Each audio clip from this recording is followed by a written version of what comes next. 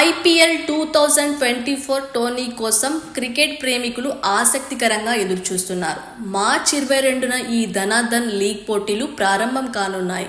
కాగా ఐపీఎల్ టోర్నీకి ముందు ముంబై, గుజరాత్ ఫ్రాంచైజీల్లో భారీ మార్పులు జరిగాయి. గుజరాత్ టైటాన్స్ కెప్టెన్ హార్దిక్ పాండ్యాను ట్రేడ్ విండో ద్వారా ముంబై ఇండియన్స్ కొనుగోలు చేసింది.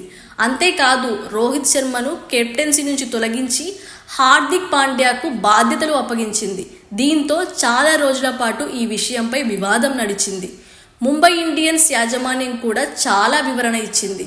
తాజాగా ఒక పోడ్కాస్ట్కు ఇంటర్వ్యూ ఇస్తూ ముంబై ఇండియన్స్ ప్రధాన coach mark Boucher Mumbai Indians captaincy మార్పుపై కొన్ని ఆసక్తికర వ్యాఖ్యలు చేశారు.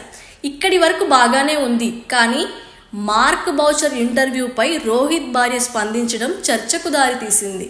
మార్క్ బౌచర్ మాటల్లో చాలా తప్పులు ఉన్నాయంటూ రితిక సోషల్ మీడియాలో కామెంట్ చేయడం తీవ్ర చర్చనీయాంశమైంది.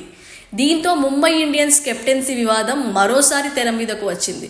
స్మాష్ స్పోర్ట్స్ ఇంక్లో Mark Boucher Mumbai Indians captaincy గురించి మాట్లాడారు. హార్దిక్ పాండ్యాకు కెప్టెన్సీ బాధ్యతలు అప్పగిస్తే రోహిత్ శర్మ మరింత స్వేచ్ఛగా బ్యాటింగ్ చేయగలరని చెప్పాడు.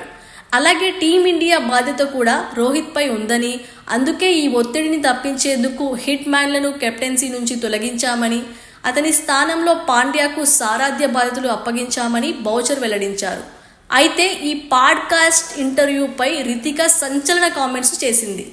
పాడ్కాస్ట్ పేజీలో వీడియో కింద ఇందులో చాలా విషయాలు తప్పు అని రోహిత్ భార్య రితిక కామెంట్ చేసింది.